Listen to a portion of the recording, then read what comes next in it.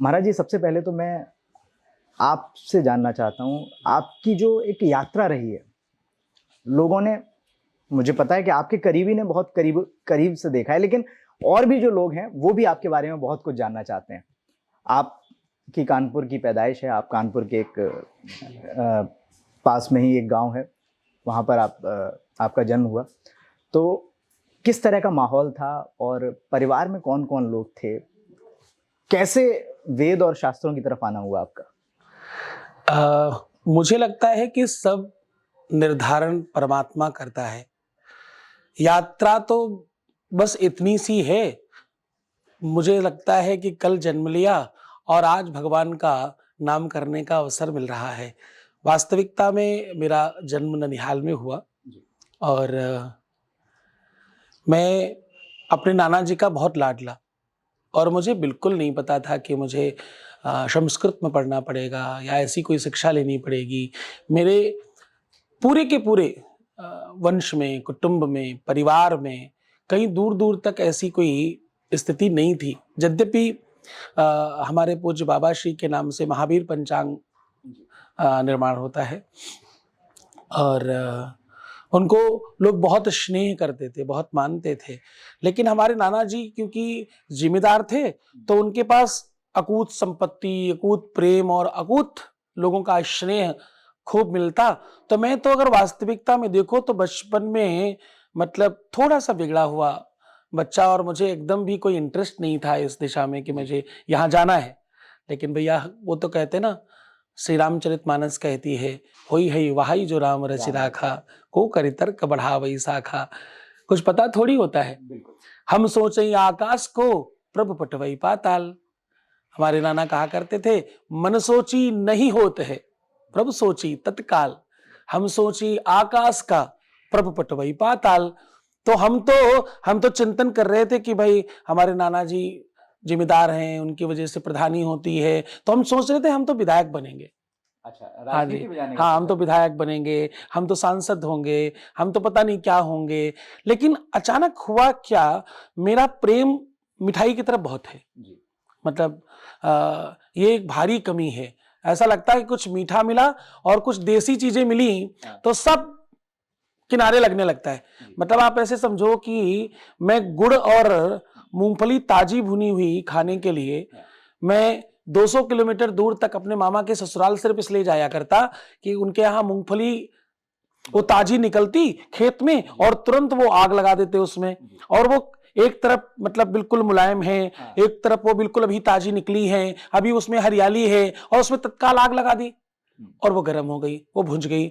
मैं आपको क्या बताऊं, उस स्वाद को करने के याद करते ही लगता है अभी फिर जाना चाहिए। मतलब वो ऐसी स्थिति होती कि उसके आगे सब बेकार लगता है सब पूरा विश्व का जो ब्रह्मांड का ज्ञान है वो इसी मूंगफली में है। तो मूंगफली हम गुड़ से खाते, कभी कभी चटनी से खाते, कभी नमक से खाते, फिर और लाड प्यार हो जाए तो घी में डालकर खाते, और पता नहीं क्या क्या क्या। मिष्ठान प्रेम। हाँ, वो मतलब देशी चीजों के प्रति, मीठे के प्रति और मिष्ठान के प्रति और देसी वस्तुओं के प्रति मेरा प्रेम इतना अगाध था कि मैं और कुछ सोच ही नहीं पाता इसके आगे। अब उस लालच ने मुझे थोड़ा सा गलत दिशा में ले गया। मुझे गलत दिशा, अब पूरे गांव में मुझे जब कुछ अच्छा खाना होता तो उस समय में पंडित जी मतलब कुछ जानने वाले होंगे, गांव के जितने भी लोग पंडित जी है कुछ तो बता ही देंगे, तो वो अनायास ही ऐसे हाथ पकड़ा देते और मैं हाथ पकड़ भी लेता। जी बताइए कुछ तो बता दीजिए। तो मैं उनसे पूछता, गाय आपकी भैंस लगती है? हाँ हाँ लगती है। दूध देती? हाँ देती है। दुधान रखी है आपके यहाँ? हाँ रखी। अच्छा तब ठीक है। फिर मैं कुछ बताना शुरू कर देता और अनायास कुछ बताता। मतलब ऐसा नहीं कि कुछ मुझे मालूम था, मुझे कोई ज्ञान था, मुझे तो जो मन में आता। अच्छा, मैं अपने लंतला नहीं बताता कि ये होने वाला जी आपके साथ तो ये होने वाला, आप तो ऐसे हो जाओगे।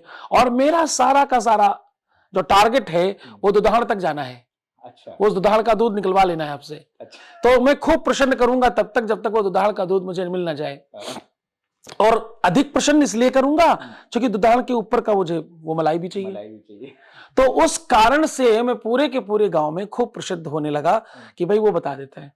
अब गांव में लोगों को पूछना भी क्या, मेरी भैंस खो गई, मेरी गाय बीमार हो गई, मेरे खेत में फसल, वो बहुत छोटे छोटे प्रश्न होते, मैं बहुत कंफर्टेबली कुछ में कुछ बता पड़ता। लेकिन स्थिति क्या हुई, ऐसा लगता है कि मानो परमात्मा सब निर्धारण करता है, वो सब सुनियोजित करता है पूर्व से।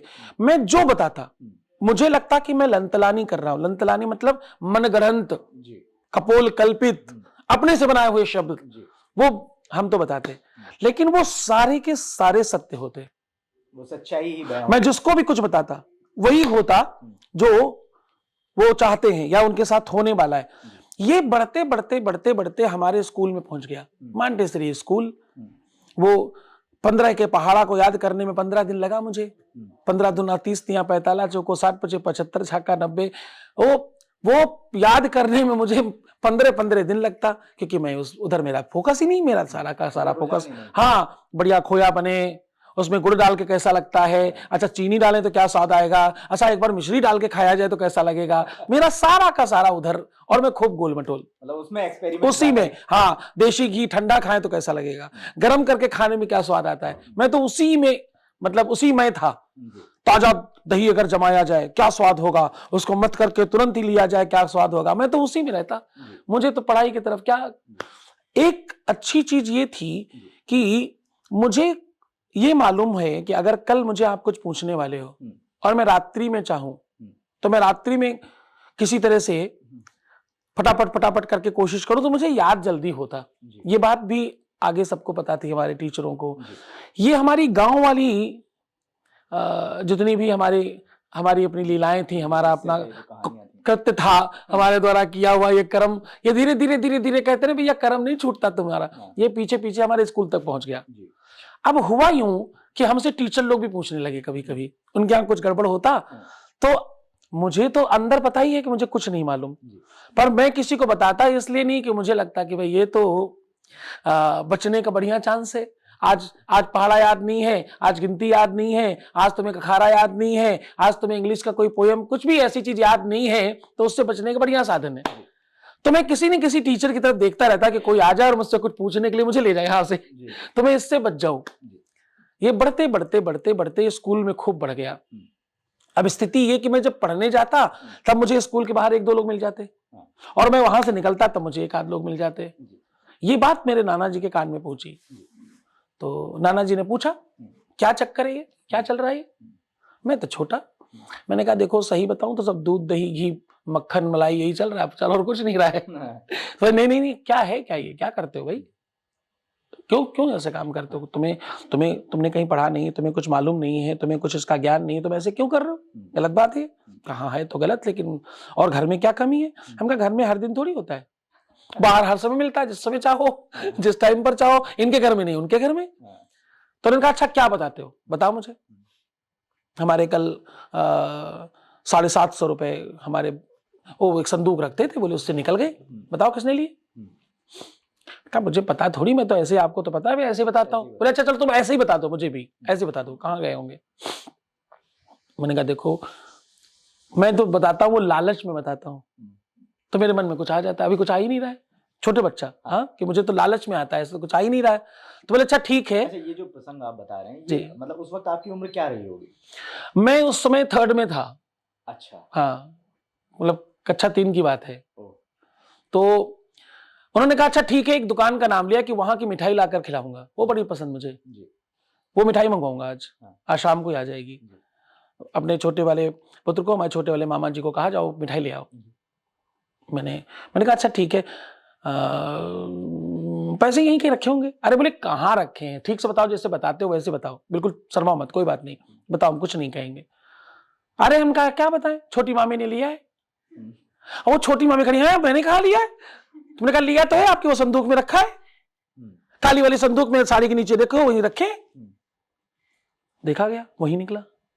वाह। अब वो पूछे कि तुम्हें मालूम कैसे ये बात, तुमने देखा था निकालते? नहीं। तुम्हें कैसे मालूम पड़ा? तो मुझे लगा ऐसा। बोले लगा मतलब क्या होता है, ये तो कोई ऐसी कोई चीज ही नहीं होती भाई, ऐसी तो कोई वस्तु नहीं है जिसमें आप लगे जैसी बात कर सको, तो लगा क्या होता है? उनका मुझे नहीं पता। उस जगह से हमारे नाना जी का मानस थोड़ा चेंज हुआ, परिवर्तित हुआ। फिर हमारे आगे चलकर नाना जी ने उसी समय प्रयास चालू किया कि इनको कहीं डालना है। 5th के बाद से संस्कृत विद्यालय में एडमिशन होता है। हाँ, फिर हमें संस्कृत विद्यालय में डाल दिया गया। लेकिन तब तक कक्षा 3 से लेके 5 तक हमारे गांव में एक मंदिर बन गया। अच्छा। किसी व्यक्ति का कोई बहुत मतलब ऐसा काम, मतलब मुझे नहीं समझता कि उनको ऐसा क्या समझ में आ गया, क्या ऐसी चीज आ गई। उन्होंने अपनी खेती का 10 बीघे का पूरा एक चक उस मंदिर के लिए दे दिया और हमारे उसी समय के पैर छाप कर उन्होंने वो मंदिर निर्माण कर दिया। वो अभी भी है। हमारे जन्मोत्सव के मंथ में 1 महीने का मेला अभी भी वहां लगता है। तो ये मुझे लगता है कि सिर्फ टिल नाउ जी, मतलब ये दैवीय कृपा ही थी जिसकी वजह से आप इतना सब कुछ कर पा रहे थे और जो भी आप कह रहे थे वो सच्चाई में तब्दील भी हो पा रहा था। हाँ, वो मतलब मुझे तो ये लगता था कि मैं शायद अपने से कुछ बता रहा हूँ या मैं लालच में बता रहा हूँ, मुझे कुछ चाहिए, मैं तो आपको मतलब सीधे शब्दों में कहो तो मुझे लगता था कि मैं बेवकूफ बना रहा हूं। लेकिन मेरे मुंह से निकलता वही जो सत्य होता, जो सच होता। हाँ, फिर उन्होंने मुझे शिक्षा दी। हमारे नाना जी का कहना था कि विद्या ददाति विनयम, विनयम ददाति पात्रत्वाम, पात्रत्वाम धनमाप्नोति, धनाधनम तथा सुखम। आप जो कर रहे हैं, अगर परमात्मा की इच्छा है, हमने दबाया, हमने कोशिश किया, नहीं दब रही आपकी ये चीज, इसका मतलब ईश्वर की ये इच्छा है, तुमको इसी क्षेत्र में जाना चाहिए और उसमें पढ़ना चाहिए। पढ़कर समझकर फिर करेंगे तो अच्छा कर पाएंगे।